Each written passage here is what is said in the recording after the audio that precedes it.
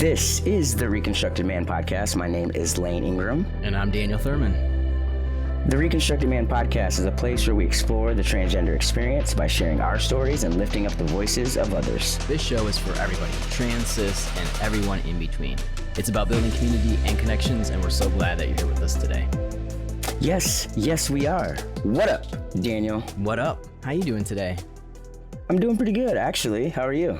I'm doing good. I was telling you a little earlier too, because you got me all like freaked out because you got this like professional fade going, and I cut my own hair, so I was like in the bathroom for like 2 hours today, just like I got to get this right. Like this is serious competition right now. So. And see, like, that's exactly what I'm trying to avoid, right? Like the 2 hours in the bathroom. Like there are people that can do this way better than me. Like I've tried it. I could show the pictures. As a matter of fact, maybe I will show some pictures of me trying to do my own hair, and it's a fiasco. And at this point in the transition with my beard coming in the way that it is, I would like someone to professionally manage it for me. Yeah, this was the second thing that I was going to lean in with, because like your beard is looking full and fresh right now. I approve. I'm healthy, you know. I got a beard kit and everything. I'm putting balm on it and like just really like it's moisturized, and I mean I'm really feeling back to myself, because like for months I wasn't looking like myself. What happened? I didn't get a haircut for like 6 months. I understand. I mean, rough. Yeah. I mean, you're just like, your eyes are looking open, like your face, like we can see you. This is a good thing. That's what I'm saying. We might have to redo our promos. Like, who's that guy? Okay. Like, who's that guy? This guy. Hello, Reconstructed Man. Okay. Sorry. Okay, so do you have a beard brush yet? Yeah. Is that a joke? Yeah, like an actual one that came with my professional beard kit. Okay. Yes. All right. I have all kinds of stuff. Yeah, you are fully proper and professionally bearded now. So I brushed this part down here. I mean, I brush everything. You got to. That's how all the oils get into the skin, you know. All right. So now that we got that cleared up. Okay, you want to hear something so exciting? And then we'll go. Yeah, but you want to hear something so exciting? Yesterday, February 24th was my 4-year tea anniversary. Oh, congratulations. Can we cheers? Do you have some tea that we can cheers to? Oh, I got some Powerade, yo. Oh, man. Okay, that stuff's killing you. I got the power. Yeah. Cheers. Okay, cheers. We did it. That's awesome. 4 years. That's a big deal. That's a really 4 big years. deal. I can't even believe it. Does it feel like right? 4 years? Like a baby, though, you know? Like a baby, sort of, like compared to you. Like a baby. Like my beard one day is going to look like that. And then you're going to be bitching about it like I do. Right, Paul? Right, Paul? Is my beard going to grow like that, Paul? Sorry. 4 years is 1 year is a big deal. 1 month is a big deal. Like it's all milestones that are just significant. Yeah. So that's awesome. I'm pumped. I'm pumped about it. God, life is so different, isn't it? Yeah. It's better. It's better. I mean, okay, we can't get off topic. Like seriously, we could go on about that. We can't get off topic. Today we're talking about dating. Today's show is called Dating, which the more that I think about it, like the more I think it's dangerous. You know, like a dangerous topic for us. Like two married guys talking about dating. You know, it's like, what do we really know? I'm kidding. It's gonna be great. It's gonna be great. And I'm interested to hear about your dating life. So what are we doing today?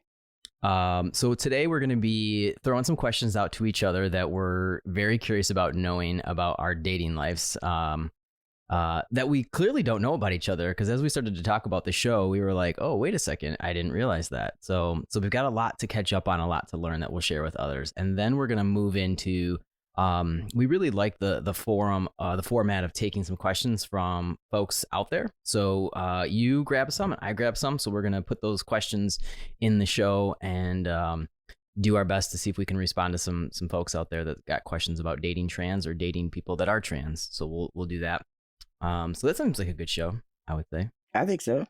I think it's going to be awesome because like I have things I need to know about you.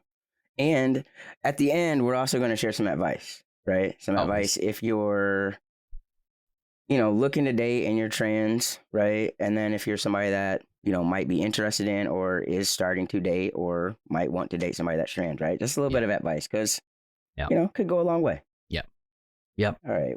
we're only supposed to like do our intro. I want everybody to know this. We're only supposed to do our intro. We talk about this all the time. For like 2 to 3 minutes, right? 2 to 3 minutes. I'm looking at the counter. It's 5.5. And so I'm apologizing, but that's better. But I like Daniel.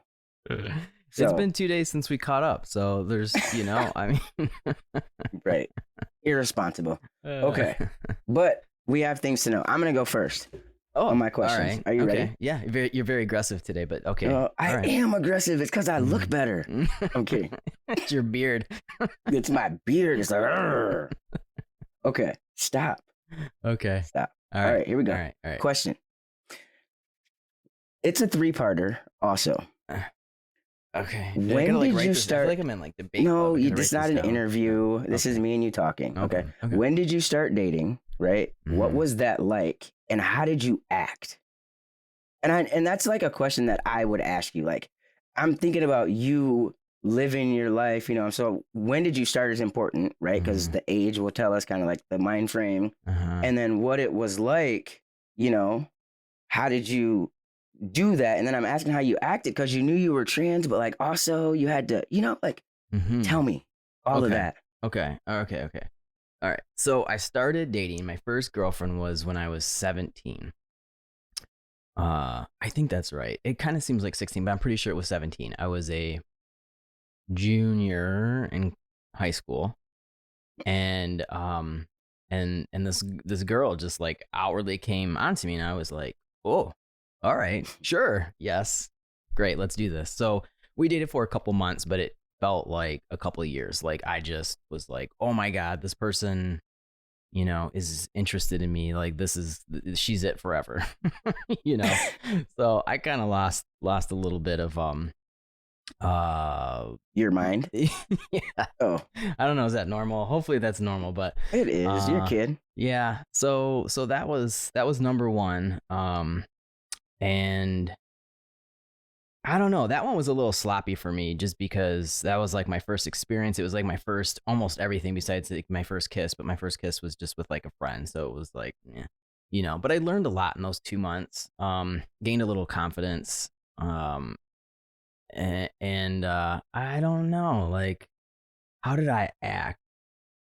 I was, I'm telling you, those first 2 months with the first person was just like, I think I was like, oh, I don't want to be like that again. Like, I don't want to be at someone's mercy again, where I'm just like stupid and think they're everything or whatever. I mean, that happened again later, but I think I learned a lot. This is a tough question for me. I don't know. Okay, so let me give you another one in the middle of that, right? So 17, that's still kind of young, but like, so what were you presenting like, and like, what was it like? Like she got it, like she understood, she like, you know what I mean? Like, were you at a pronoun time? Like, what was it like to date? No, certainly not at a pronoun time. Pronouns for me never happened until I started hormones and moved away from my hometown.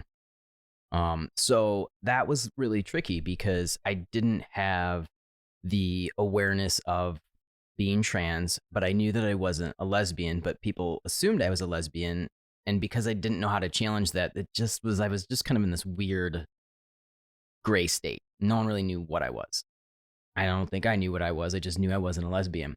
So I really wasn't sure what the first girlfriend that I dated thought. After her, when I started to date more, I think I would engage in conversations with my girlfriends about, you don't think I'm a girl, right? Like I would have that awkward conversation of like, how do you see me? Because I'm learning how the world is looking at me at that point, especially through the lens of someone that I'm romantically interested in and attracted to.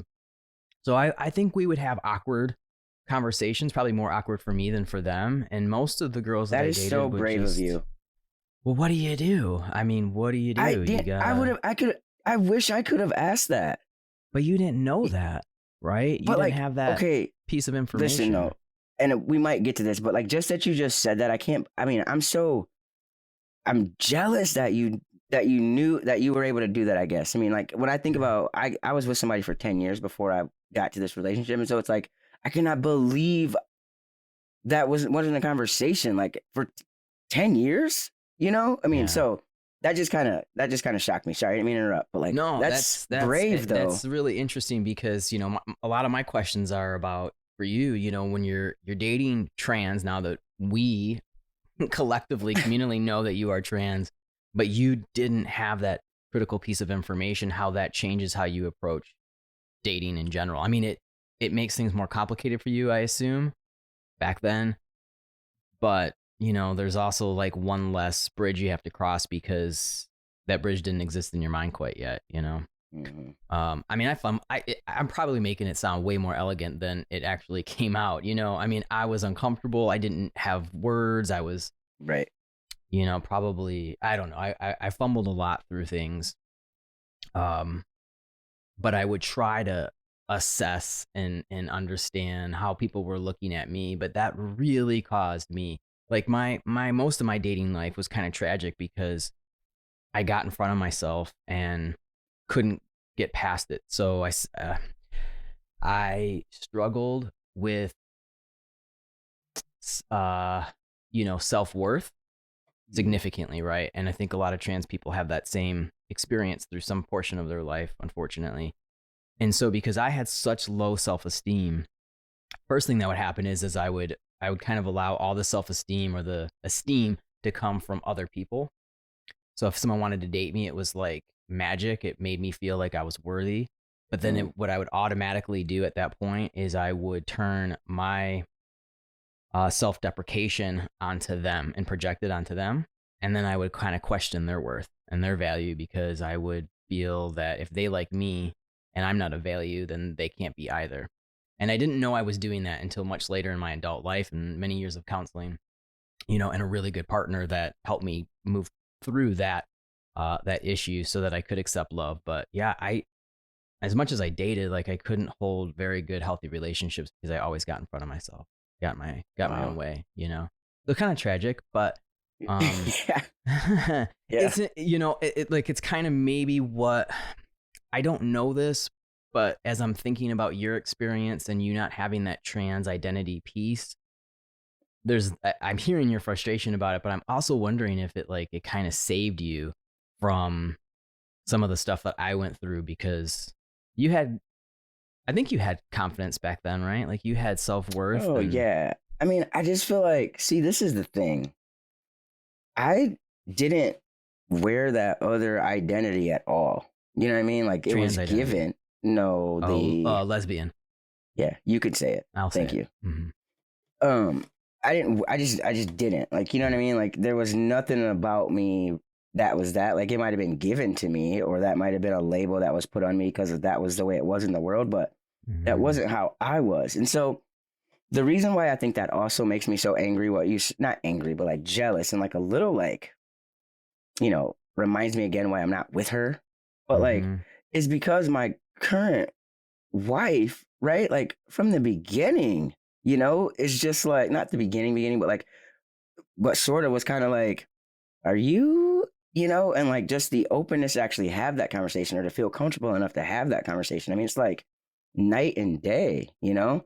It's like if you're with the right person or you have the right circumstances or you have the, you know, or you know, have the space to feel that, right? Like maybe I could have known. So I mean, I hate the awkwardness for you, but like love that you know, had those conversations, like said that stuff out loud, you know? Yeah. That's something. Yeah. Yep. I can see that from a perspective of not having it. And it definitely was, looking back on it, I look at like people that I've had the girls I've dated and the conversations I had, you know, and I would ask them, you know, how do you think of me? Is this okay? Like you're straight, but you're okay with me. I could not understand that. And I had a real hard time accepting that was the truth. But looking back at from my current wife, who's been, you know, obviously nothing but supportive, going backwards to most people I dated, all of them were like, yeah, it's fine. It's fine. Like I'm into you. I'm attracted to you. I love you. You know, this is fine. Like it's new for me, but they didn't think too much about it. And I think there's a lot of people in the trans community that share that same experience of, you know, when they date and they they find people that are attracted to them. They get into long-term relationships. There's just a sense of like, I'm loving you for you, or I'm digging you for you, or whatever it is. Um, Sometimes as trans folks, we get in our own way, because if we haven't developed that own self-worth yet at that point, it is really hard for us to believe that, to understand that concept. And I hope, if anything, some people hear that message in my story, because it got so much in my way. Like, it really kind of wrecked me for many years. And it wasn't until I actually met my current wife and we started to date, and these issues came up, and she was really able to help me process them and have some space to go through it, and have some counseling to go through it, so I could work on those issues and develop that self-worth and that self-love, so that I could enjoy it from somebody else. And if I can get one message across to trans folks listening to this, it would be, do the work on yourself, because no one can give that to you first. That was if I could learn have learned one lesson from all that, that was it for me. If I could go back. So that's interesting. Okay, we're not supposed to be responding. Okay, what's your question? Because I had something, but that's interesting. It might come up later. Okay. So my question to you. So I have a couple questions. My first question to you is going to be, do you think that it was, and this kind of gets at what we already talked about, do you think it was easier or harder to date pre-trans identity? See, this is the thing. And this is where I was just about to go. I love that this is all interconnected. I think one of the reasons why I didn't have to like really wear that, I never wore that badge or label, is because every woman that I dated or was with, except for my very first girlfriend, was a straight woman. Mm-hmm. My very first girlfriend, I was only 18, maybe 18 years old, and so like young. And so everybody else, like, I had a relationship, and then I was older, either, I had 2 more in college, and I was older after that. And so, and all of them were straight women. And so it's just like, so to get to your question, right? I met my wife before I transitioned, and then she married me, right? And so we've been together through this whole transition. And so it's like, and then you came out as trans after the wedding. After the wedding, yeah. Right. I was like, do you want to marry me? And she was like, yes. And I was like, let's do it. And then I was like, okay, also I'm trans. So surprise. Can't get a surprise. But she's still here, so it's good. But so I'm a little wary of saying if I think it would be easier to date as trans because I'm married right now. The truth probably is, though, since I like myself better, you know what I mean? Since I feel like I look how I'm supposed to look, right? Like, I feel like I'd probably be a little more confident going out there, right? Mm-hmm. But that poses new things. Okay, that poses new things. I think it would be different. And really, it's weird that I'm going to say this since we're dealing with so much shit right now, but like, it'd be different in 2021 probably than it was in 2000. You know what I mean? And so there's that 100%, right? Even though things are kind of, crappy right now, and, trans people are under assault, but like, it's different and better. I think as confident as I am, being 40, like, I think I still would be like a little, it's nerve wracking to think about, dating in general is, it's awesome and awkward, right? But like, when you're trans, you have that added element. You have to really be in a safe space. There has to be that trust. There has to be that support, And so I didn't have a tough time dating, but I also didn't do a lot of it until I got to college and then out of college. And then I got married when I was for the first time when I was 24, And like, I did that, and I was with that person for 10 years, like, yikes.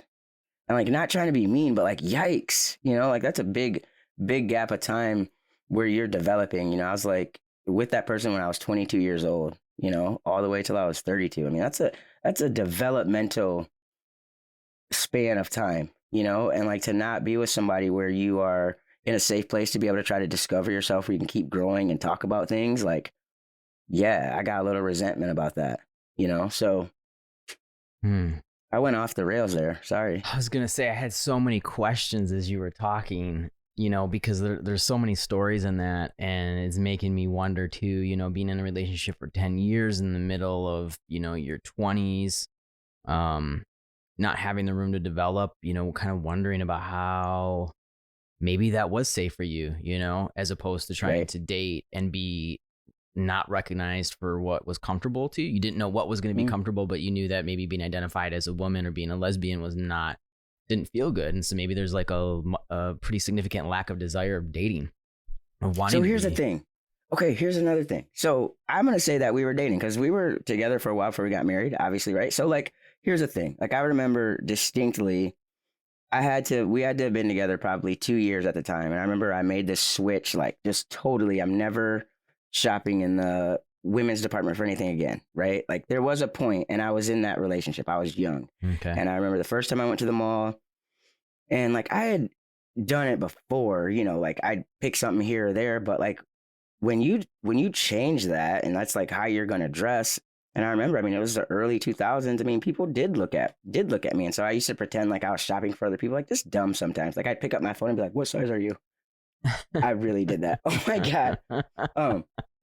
Like, but for real, like you just be like worried, you know? Yeah. And so I do remember that when I did start shopping in that, you know, and I'd come home with the stuff or whatever, like she was like, oh yeah, you know, this is what you should wear. And like, she would buy me that stuff. So like, she got it, but it's like, why aren't we talking about this? Mm-hmm. You know, but like, that's how I feel about my family too. Like, why aren't we talking about this? Yeah. Well, that's a lot to unpack there too, right? Because I know, I can't believe I just did that. Sorry. You know, because there's you and there's, you know, you had walls up, significant walls up. You just were not ready to go there. And I think maybe for other people too, there is more room for ambiguity. There is more room for androgyny. So maybe it wasn't like, oh, you know, safer. Yeah. Right.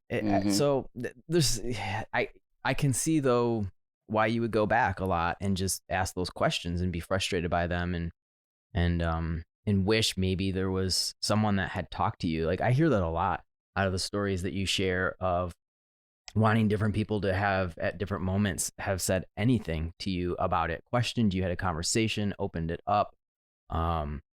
You know, what things would have been like for you. So I think that's a really important thing as other people are starting to listen to the show and listen to trans stories, to hear that, because sometimes I think most of the time, maybe we step back or we shy away from engaging in conversations that might be uncomfortable or making someone feel weird. But really, sometimes people need someone to maybe just help them talk through something.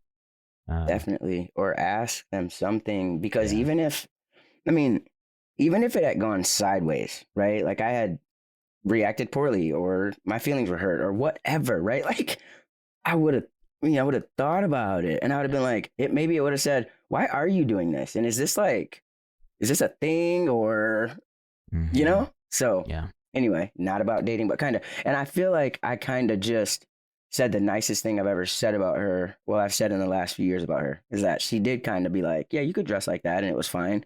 But then it reminds me, like, why didn't you, like, you didn't think anything about it? Straight lady. You just sort of like, this is my what? But here's what I'm going to challenge too. And maybe this is, maybe it's too sensitive to do it, but I think I'm going to do it because I think there's something to be said that really, don't we want to get to a point that we're so evolved that yes, Daniel, yes, we do. Yeah. That wasn't that. Yeah, it wasn't that. That wasn't that. Okay. Do you know what I mean? Like that'd be 100%. That's how we want it, right? We talked about that. What would be our magic pill? That'd be one of them. Like, it's just what it is. You like who you like. But that wasn't that, you know? And that's the same thing as how I feel with, you know, different other relationships in my life, right? Yeah. It's not that. Yeah. So I have a related question. So I'm going to ask you. It's my turn. No, but this is so related. It's so related, right? Because it's about when you did choose to come out. Well, one, when you identified that you were trans, you are in a new marriage, very new, a couple months, right? Yeah. Okay, a couple months into a new marriage, you're like, wow, holy shit, I'm trans. I'm in this relationship. I love this woman.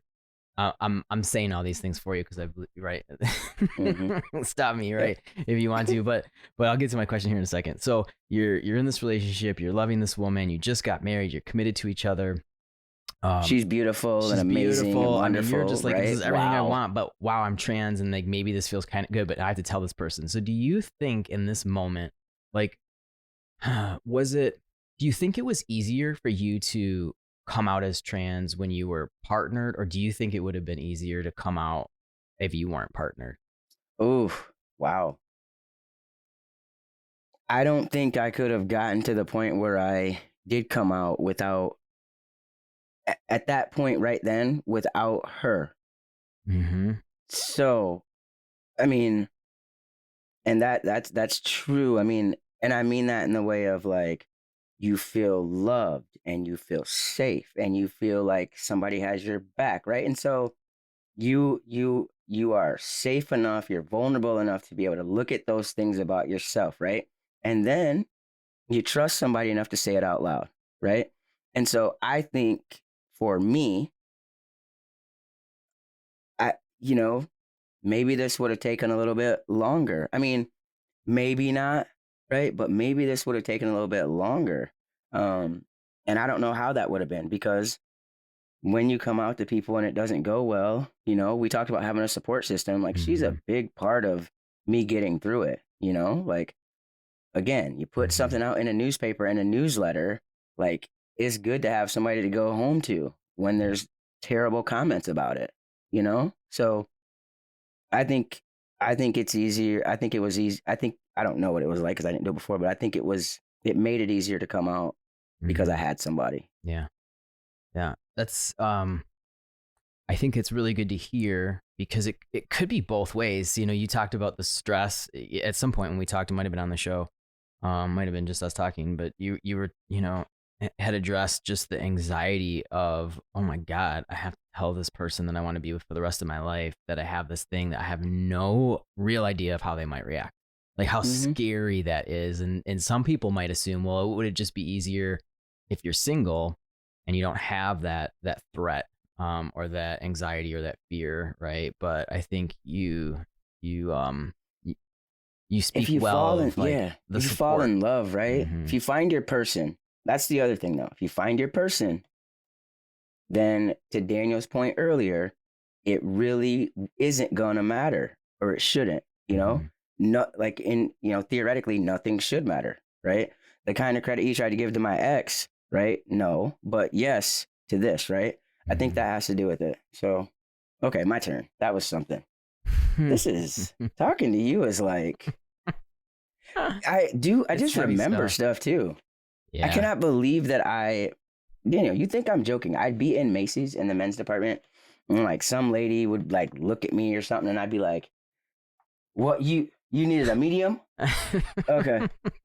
No, I'm looking for mediums. Like, Jesus. Oh, I laugh because it's so unlike the person I know in you. Like, it's I was young. Yeah, it's hard for me to imagine, and it's comical now because like you own it, but it is sad when, as trans people, especially through transition, or when we don't pass, if that's our goal in our identified gender, the things we have to go through. So I don't mean to make light of it, but it is for you, like it's hard for me to imagine. It's ridiculous. It's kind of ridiculous. But like it doesn't, and like it really doesn't matter now. You know what I mean? Like it really does. I mean, look at these kids and look at how, people are whatever. There's things that don't matter, but I cannot believe that. Ugh.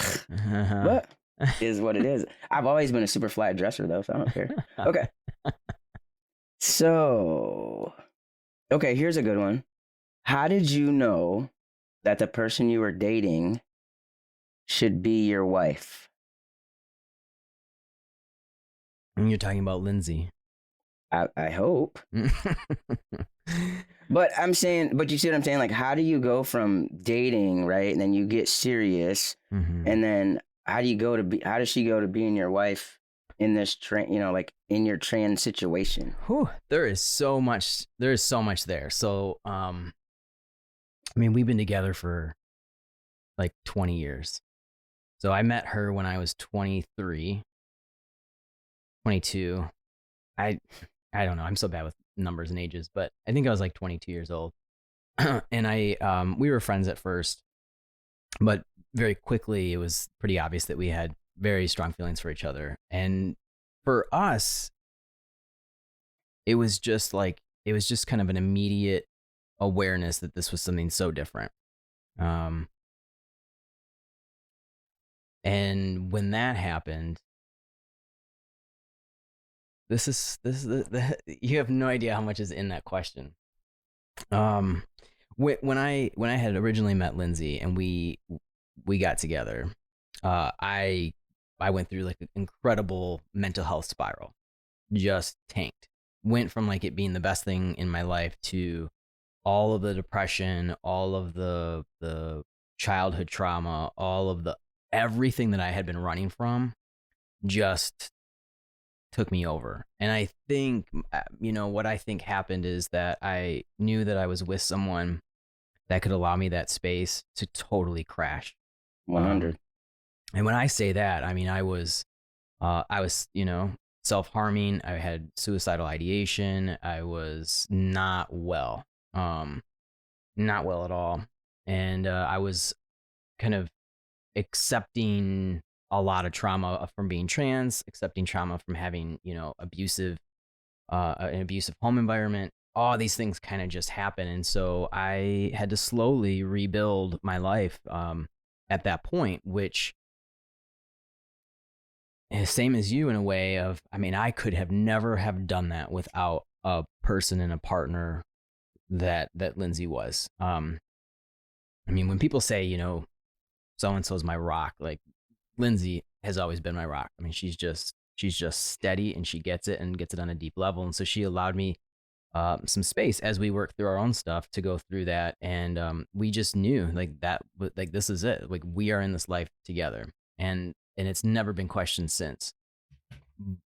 But we never really we just didn't feel like we needed to get married, and all of our friends that were in the gay community couldn't get married. And so it just never was an option or a thought for us. Even once I did legally change everything over and we could have legally gotten married, it was like, no. So it wasn't until we were together for about 9 years that we thought, I don't know, maybe we should think about, taking this to a different, not on an emotional, spiritual level, but maybe we should do this thing, And that took like 2 years of conversation to even for us to say, maybe we'll do the marriage thing. Okay, so wait. That was okay. When she hears this, by the way, it's all gonna be like, "Oh, you love me," like you did it. Okay, so you're welcome. By the way, like set that up. Anyway, but so let's go back a smidge, right? So you meet Lindsay at 23. You guys are dating. Yeah. She knows, obviously, but you said it was like an immediate attraction. Like, I know what that feels like, and maybe I'll get a chance to talk about it too, and then I can get some good points also. But anyway, so you have this immediate thing where you know it's something different, right? But so the dating, she already knew you were trans, so like, what was it like though? Like, oh God, see, this is where it's gonna get a little complicated because everything was so non-traditional for us. So Lindsay was in a long-term relationship when I had met her, and I was very. I mean, did you not know this? Like, you set me up. I just thought this is like turning into a soap opera now. I mean, I was very good friends with her, very good friends with a group of us, including her boyfriend at the time. And so when this information kind of came out, that I don't know how much I want to get into this. This is so ridiculous. Man. All I'm saying is when you were taking her out on dates, or like, the courting phase, like skip come on. I'm telling you, there with Lindsay, there wasn't this courting phase because like we were in a friendship and we spent a lot of time together, and then there was like, Lindsay saying, I have these feelings for you, and I was like, I don't know what to do with this, and I soon realized that I did too. And so we spent the beginning of our relationship having to negotiate the fact that we broke someone else's heart together. You know, it was a person that was close to me that I cared deeply about. She obviously cared deeply about him, and we had communal joint friends that weighed in quite a bit on this. You know, we did everything on the up and up. We were very honest, and we didn't, you know, do anything together until you know, we shared our honesty and truth to people. But it was a really, and that kind of set off a little bit of my depression too, was you know, I thought I just gained everything and I lost everything, and I didn't know how to process all of it.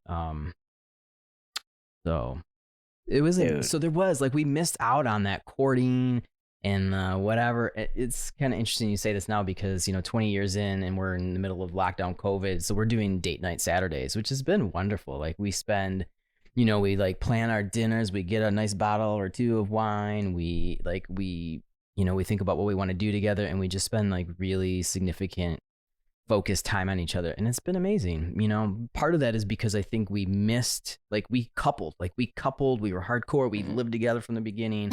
You know, right. I mean, it was jumped in. It was you fast knew. and furious, and yeah. So we're, you know, but it's also been like the most steady thing I've ever had in my life, and the most committed person that I've ever met in my life.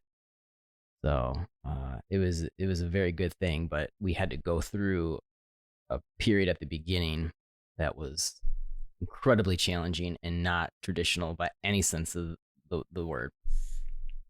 I bet. You didn't know you were going to get into all that, did you? I did not. All I know is that there better not be any comments on our YouTube talking about, well, actually, that's not how it all went down.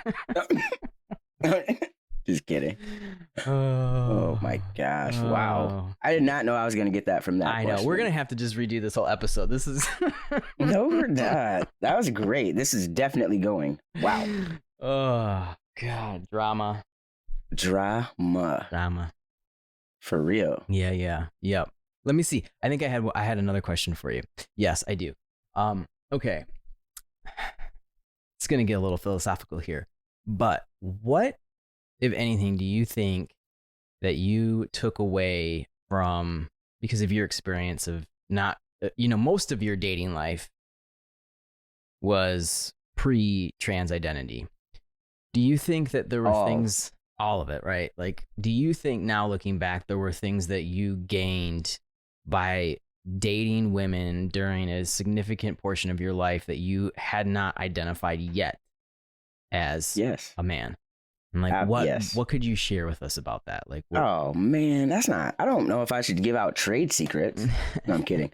But to your point though, I mean, I think yes. And it's so funny because like, even though like I think about this, right? Like I was never really like, I couldn't identify like that. Like I just wasn't, the people I dated were opposite of me. Like you know what I mean? Like when I was younger, I used to have this real thing about, and this is so rude, and I'm not like this anymore. I've grown and matured, okay? But I used to have this thing about people in like, shut up, in like lesbian relationships that were like the same, right? Like two like women that could like wear the same clothes or like shared makeup or like I could not with that. Okay. That was just my own thing as a young person, like wasn't for me, right? Like I was not going to be with somebody else like me, right? That was strong in me. And I think that's just another layer of it, right? So all I'm saying is that, look, I learned things because, you know, it's almost like before I transitioned, even like with my female relationships, right? Like they change, right? Like I'm not a woman. And even though you might not have looked at me that way and we weren't girlfriends and we weren't going to go on a shopping trip and all that stuff, like, you know, you still didn't look at me as a man because that's not how I identify, you know? But like there was obviously a wall between us. And I think before I transitioned and in my relationships, right, like there's that comfort of being with another woman, right? And I think just by default, right, like you learn things from being around each other too, you know? And so I just think, you know, like you can learn what's gonna set a woman off, I don't know if I should say that anymore. I don't know if I should say that. Like, am I like, is it testosterone like breaking my brain? I don't know if that's politically correct anymore. That's what I'm saying. But we need to revise when that. when you're in a relation, when I was in relationships with, like, and I'll take my grown up ones, right? Like, I mean, I think you learn things differently because they feel more comfortable because there's another woman, regardless of if that's how you identify or not, you know? And I didn't know any better at the time, so that's just what it was, you know? I mean, there's things that the people that I think that, like my current wife right now, right? Like, so put it to you like this. There's things that my wife won't do because I'm a guy, right? That she would have done in years 1 through 3. Really? Can you share with us some things? No. Okay, like, she doesn't do this. This is hypothetical. Okay. You're going down. Okay, I'm going to say a simple one. But, like, and she still does this, right? But, like, I guess I just say more. I can't tell you. Like, I'm going to get in trouble. Like, you want me to die? No, I don't. I really don't. That's why I'm kind of bracing. I'm bracing. So I'm gonna protect you and Tanya. Let's go backwards a little bit because I had a clarification on something that you had just said about, you know, part of it you think it could have been because, you know, it's a woman who has some sense that she's with another woman, even though that might not be the identity that you were trying to own or operate, right? But do you think part of it too, though, is that you had qualities of, I'm not going to say a woman, but like feminine, you know? And this is something that we started to talk about when we talked about doing the show, which was learning as a trans person how to embrace the different sides of yourself, and not, you know, sometimes we're so much in a race to get to masculine, or we have to prove ourselves, so we become overly masculinized instead of embracing the feminine sides of ourselves that we gained from this trans perspective. And so I'm kind of pushing back a little bit that I don't know if it's so much that they saw a woman in you as much as it's they saw feminine qualities that I see in you, which allows me to be such good friends with you, you know? Like, it's the balance that you bring that I always see of the feminine and the masculine together. And I wonder if part of it's that they saw that in you too, and that allowed them to be a different kind of woman in your presence. Not because you reflected a woman, but because you had qualities and traits that, you know, you have your masculine side and you have this feminine side, and it's a very beautiful thing. Not like everyone has that. Now I'm coming back to you. Like what? Like, what do you mean? Like what? Okay, so because here's what I would say, right? Like I think that trans guys have an advantage because, you know, trans guys who identify as straight or who are straight, I guess, whatever, right? Like if you like women. Okay, so I feel like we have a bit of an advantage, and not like in a dumb, silly way, but I just mean like we know what it was like. Like we had to do some things for a while in most cases, you know, like there were things that sucked. Like we get it, right? We can understand the emotions that come with the thing you have to have once a month, right? Like, so there's that perspective. And I think on that end of it, I can get with you, right? Because there are things about me that made me just how I am and who I was, right? Like nothing I can do about it. So we got comparisons there. But I mean, I don't think what? It's interesting. That's what you think you just said? No, I think it's interesting that I think you sometimes have a hard time seeing your balance of. I do. Yeah. I'm coming at you. I do. Yeah. That's what I'm asking. Yeah. I'm not coming at you like in a way, but I'm asking like, yeah. Yeah. I'm not coming at you. I love you. And this is partly what I'm saying, right? Like you are very open and honest with your affection and your feelings, even when you say them in a joking way. Like, you're the first to show up for someone, and not in like a I got your back, but in like I'm here for you kind of a way, you know? Like you just have you communicate well, you know, you're a communicator. You like to talk about things, you like to get them out, you don't want to run from them. And you know, so like some things that are traditionally masculine or male associated, you don't necessarily always do. Like, you just have these things that are almost surprising because you do come off like aggressive. You do come off, cocky, opinionated, whatever. Like, you do come off all those ways. And then in these like really stunning moments, you'll just be superhuman and you'll be raw and emotional and like so supportive. And that's just you. And so I think that there's things about you, and I don't want to say that's what I mean. Like, that's not just a woman's trait, but it's more assigned a feminine quality of being the nurturer, of being the balancer, of being the supporter.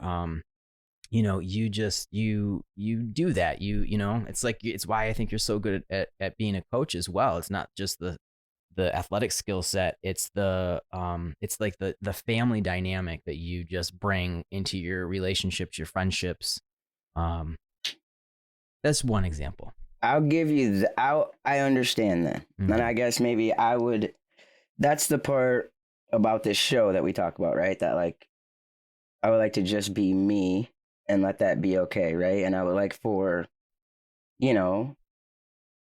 little boys to be like, you can cry if you want, but also you can say if somebody hurts your feelings, because like, we're humans and that's the best thing for you, right? Like, to be able to communicate. And like, I wasn't able to do that for forever, so mm-hmm. I don't think that has anything, I personally don't think that has anything to do with a feminine side of me, but maybe I'm also super against having a feminine side because I'm, sensitive to that.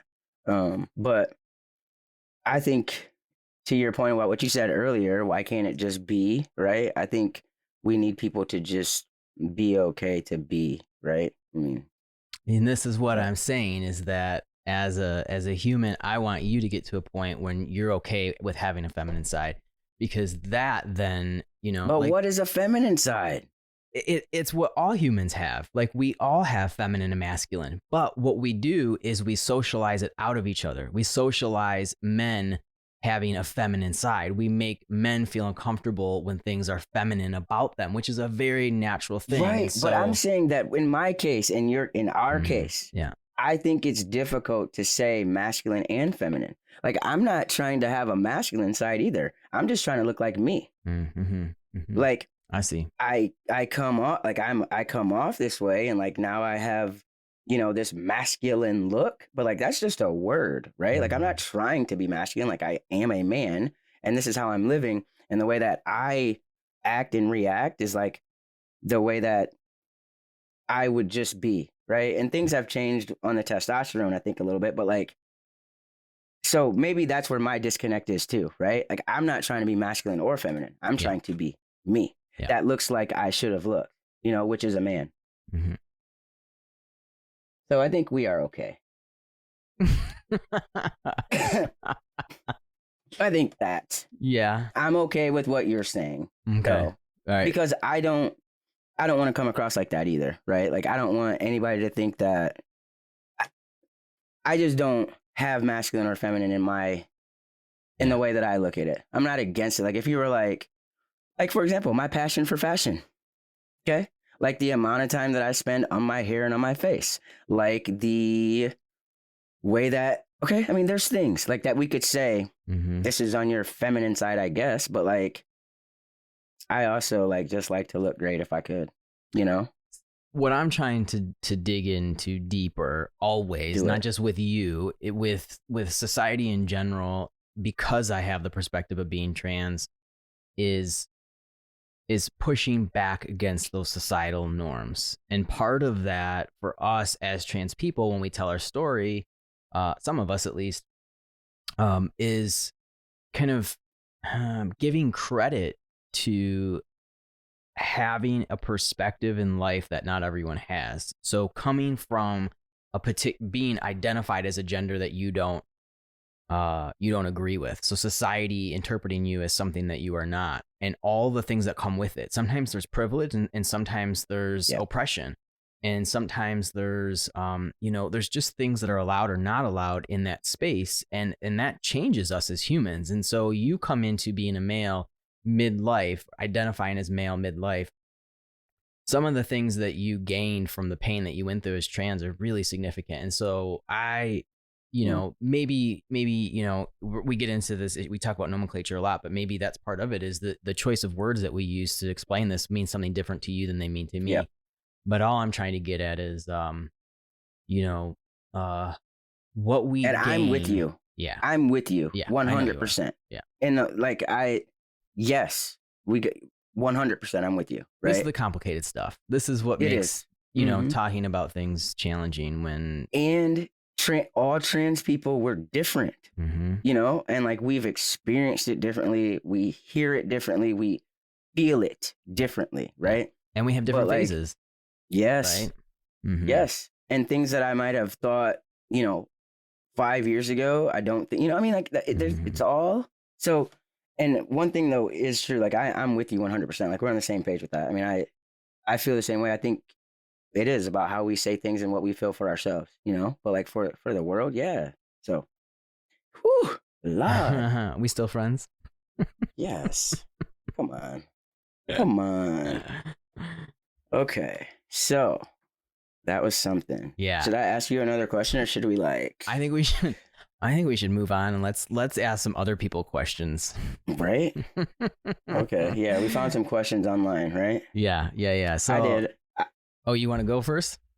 Yeah, I'll go. I'll ask you a question. This is a question that I found online, and it's just a general question about dating trans people, okay? And this question was, is it hard to date a trans person? And I just want to be like, if it's Daniel, I'm just kidding.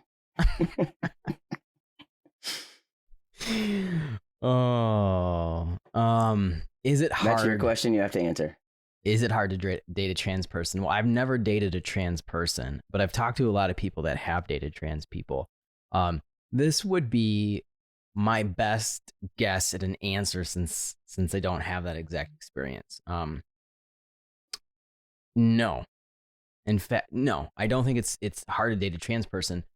Most of the feedback I've ever gotten from girls and women that I've dated has been like they have way less of an issue with it than I do, right? It's that it's like I've never had to talk anyone into dating me because I was trans. I never had that experience, and I dated a lot of you know women, not a lot, but you know, playa. Fair you amount. know me, Daniel. I was out here.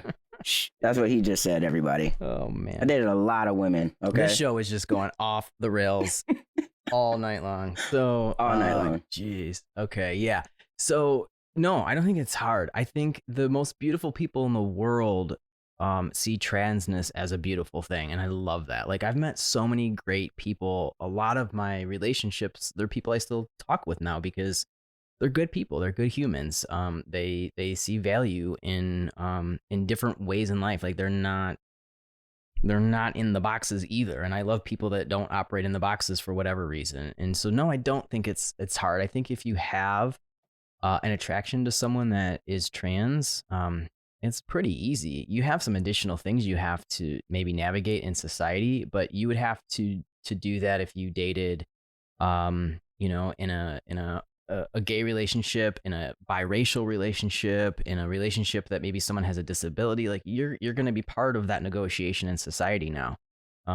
But that's a beautiful thing in and of itself. So no, absolutely not hard to date a trans person. Good answer. Gold star for you. Thank you. Okay, what you got? Okay, so I don't know. It's funny that we're trying to answer questions that we're not probably experts in being able to answer, but it'll be interesting nonetheless. So someone had asked, and I think this is this would be the question that I would have if I were dating right now as being trans. When is the right time to tell someone that you're dating that you're trans? So this goes into one of the pieces of advice that I was going to share, right? For people that are looking to date, and that was be patient and be smart, right? Not that it's a secret because we're proud of ourselves, but like safety, you know, safety. And I think if you are patient and smart, right? you'll know the right time. And that could still mean the same night, because like Daniel said, and like I'm saying, you could meet somebody and that could be your person and you could know, right? I mean, or they could have a set of circumstances that let you know that it's safe, right? But you should be patient and be smart about it. I think once you have realized that you can trust this person, once you realize that, you know, issues like this for them aren't issues, right? Once you have developed kind of, you know, a comfortability, right? Because it is your story and it's your life, right? You can tell whoever you want whenever you want. But when you're thinking about a relationship, you know, because your feelings are going to be on the line, their feelings are going to be on the line, right? You don't want to let it go too far. I mean, you don't want to marry somebody and then tell them. Okay, so that's cut off. Like, I'm just kidding. I did that. I did that. I didn't know, but you know what I mean? So I think just be smart, be patient. And when you feel like, you know, somebody that you can trust, right? That seems like the right time to me. That's what I'd say. What do you think? Mm-hmm. Yeah. So trust. I appreciate that. I would say something similar. You know, my encouragement is more with just reaffirming the fact that that is your story to tell. That is your goal to share. That is a special thing about you, whether other people always see that or not. That is special, and that is yours to decide when you share that. You don't owe that to anybody. But to underline something that Layne has brought up, which is really, really important, is that there are safety concerns. Unfortunately, one of the ways that we control each other in this society is through harm and through fear and through violence. And trans people know that very, very well, almost better than any other marginalized population right now. It's we have to protect ourselves. We have to be aware of our surroundings. We have to be aware of ulterior motives that people have. Exactly. And we have to be aware that, unfortunately, as society, we have made people feel very vulnerable to attractions that cross gender and sexuality lines. And so we're kind of mixed into all of that. So just be aware, be safe. But that is your story to tell when you want and when you are ready. You do not owe that to anybody, even someone that you're dating. So obviously, I think to have ongoing relationships, honesty is really important, and be able to share that about you. You want someone that can honor that and see that in you. But not all the time when we're hooking up with people is it having to do with long-term relationships. You know, I mean, there's Tinder, Grindr, you know, all of the above right now, and all everyone is free to explore and you know, and enjoy themselves. And how do you know about Tinder and Grindr, Daniel? We're actually going to share an amazing resource on the show notes and on our website following this episode. Tinder put together an incredible, I think they did a series of videos that were for like non-cis normative communities that were using Tinder to date, hook up, meet people, whatnot. So that other people that were using those services that may not identify as, you know, trans feminine, trans masculine, what have you, could watch these videos and be like, oh, that's what that means when someone puts that on their profile. Like, cool, right? So like, I'm kind of interested in dating this person that says they're trans. What does that mean? What should I know? So but it's good that mainstream apps and platforms are doing that, you know, like that helps to like, you're all right. You know, I saw a tweet the other day where somebody was just like, people like people, or since it was something like, you know, if you're not, I don't know which one it is. Is it pansexual where you don't like people, or you whatever? Is that asexual? Asexual. When you're not attracted. Yeah, but they used a different word. But anyway, they said if you're not such and such, then people are hot. What's wrong with you? Right? And so I get their point, right? Like if you aren't, you know, a person that doesn't like whatever, like it's actually okay to be like, that person is good looking and that person is good looking and that person is good looking and that, like, it doesn't have to mean something more than it is. So I think when sites like that normalize things, it helps, you know? Absolutely. And educate people. That's the other part of it too, is that, you know, what we fear what we don't know. And so let's help each other learn about our differences and not be so afraid of them. That it's pretty interesting to get to know people that are different than us, or different than anyone we've ever met before. And it's also like really amazing to date people in categories that are different and unusual. And so yeah. Props to all those the dating apps that are really recognizing that and trying to bring it out into society and have a conversation about it. I think is pretty great. So we're going to share that resource with you guys too, because I thought it was pretty great. Mm-hmm. Yeah. All right. So I have one that, again, I don't think that we can directly answer this, but we'll give it a shot. So this is a question from a cis individual who is contemplating dating someone trans and wondering what that means about them. So they say, I have feelings for someone who's trans. Does that change my sexual orientation? Oh my gosh, this is my piece of advice number 1. I mean, we're just like killing it, hitting all of them tonight. Yeah, this is my piece of advice number 1 for people who are dating or want to date or might date a trans person, right? Mm-hmm. And my first one was, don't be too hard on yourself. You're fine, right? Like, don't be worried about what it might make you, okay? It makes you a person that likes another person. And I say that to say, like, you don't have to put a label on yourself. You don't have to, it might make you question, right? And it's okay to explore that, right? But like, explore it, think about it, talk about it, communicate.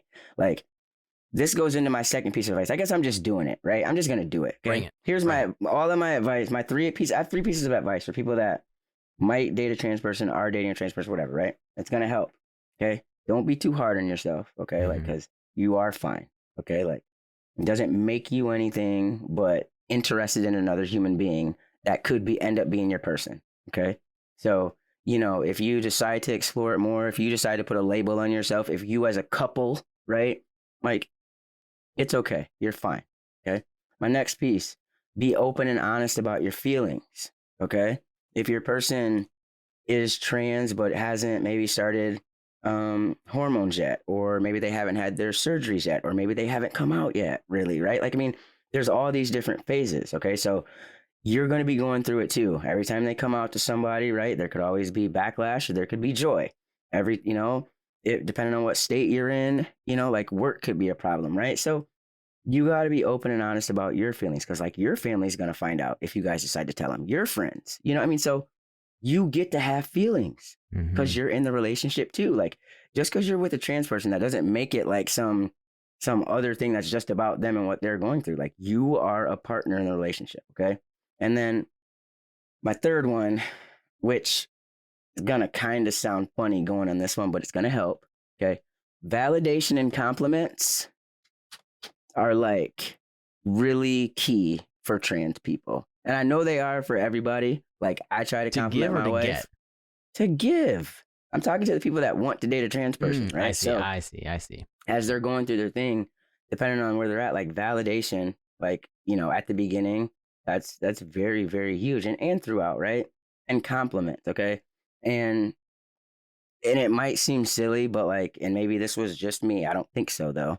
But when things start to happen, I mean, it's such a feeling, and you want your person to feel that way, right? Now, I got you, though, because my other advice to us is, like, chill out, okay? Because it's not all about us. So that's what I would say if you're thinking about it. That's loaded. I like it. That's like everything you need to know. It's like dating 101 trans, right? Like, this is what you need to know. Love it. Right. Great.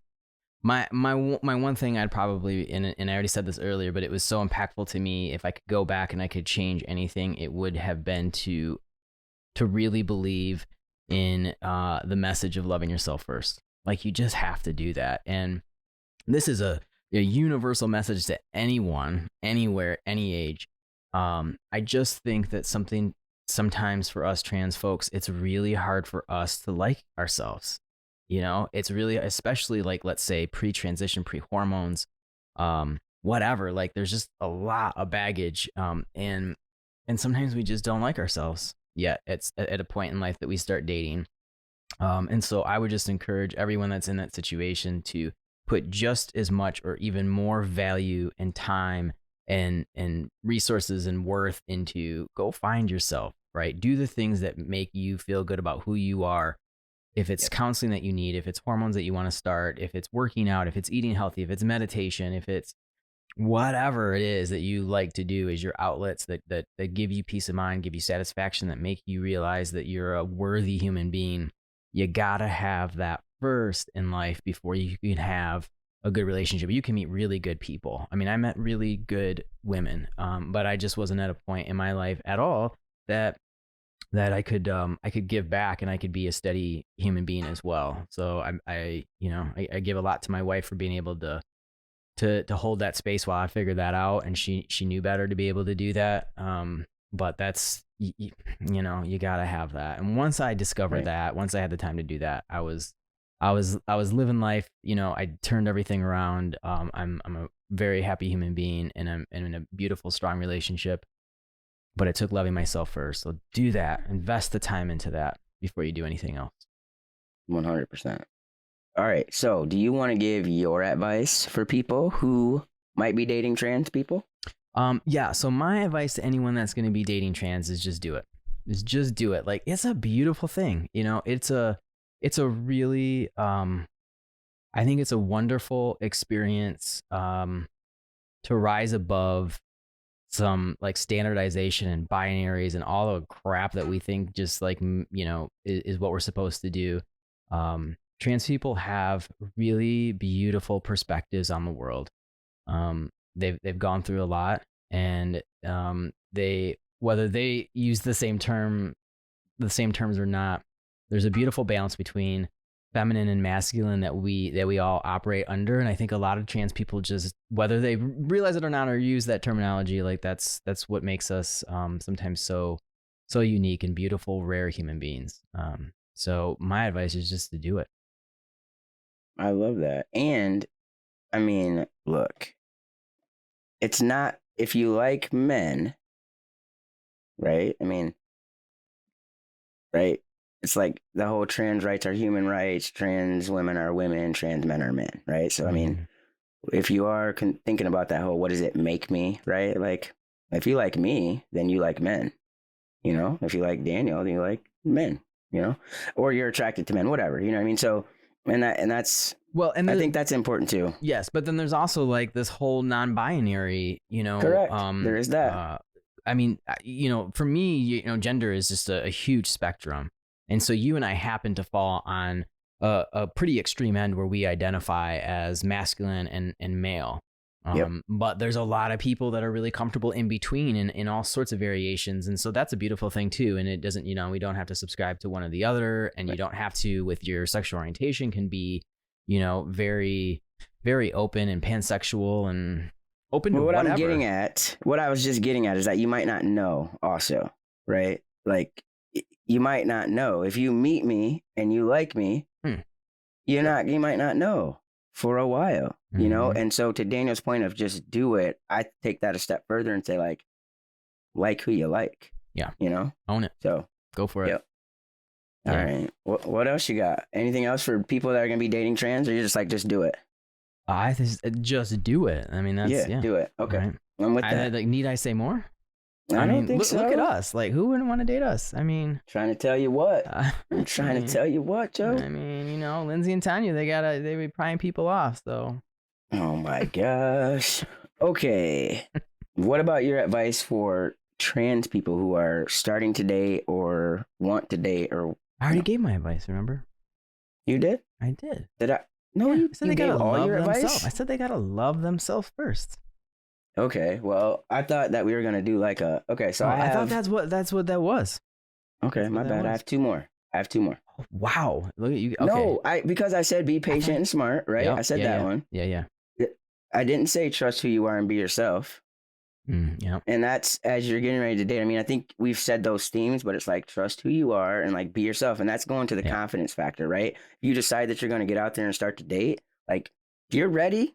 Yeah. Maybe. I'm kidding. But you're ready, get out there and like be yourself. Like, you're doing it. You were like, this is me. And so let people see you. Okay. That's piece of advice. And then like that. My third one is communicate, right? Communicate your feelings. What are you going through? How are you feeling? Communicate about what, where you're at in your transition, how it's feeling. This is when you're dating the person, right? But then also chill. And I mean that in like, I had a tendency to make this about me like a lot. Like, oh, look at what's changing. Oh, do you notice this? Oh, right? And you have to remember that your other person is going through it too, and maybe it's shocking to them, or, maybe they can't match your intensity at the time because yesterday, like, they didn't notice that you had gotten 2 more hairs over here, So it's like, yeah, communicate, right? But also chill and remember. That's all I got. But I mean, there's a lot of stuff when you want to be dating trans people, yo. So true. And like that whole conversation, we've talked about this, of really wanting to do a show where we focus on the partners of people that are with people that are trans, right? Because that is a whole subculture and community of folks that get ignored. Our partners, they don't get recognized for being trans because they consider themselves cis and heteronormative, and so, but they're with someone that's trans, and they're very proud of that, and they do a lot of work to deal with our our baggage and our shit that comes along with it, and keeping us sane and keeping us loved and all that stuff.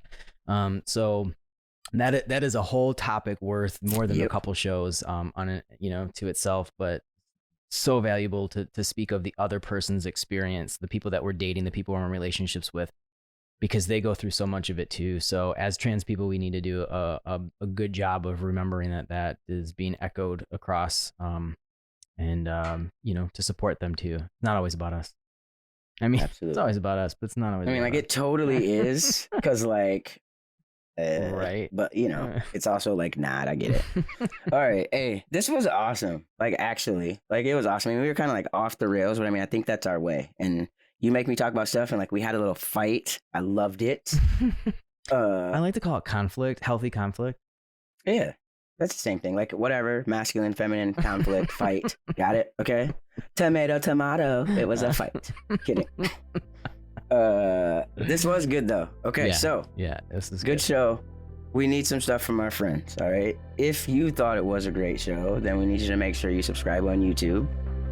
If you want to hear more stuff, want to learn more stuff, right? Check out our website at thereconstructedman.com.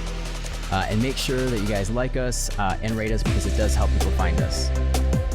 That's right. Now, keep rocking you, because nobody can do you like you can. I'm Layne Ingram. And I'm Daniel Thurman, and this is the Reconstructed Man Podcast. Peace out, yo. Peace out.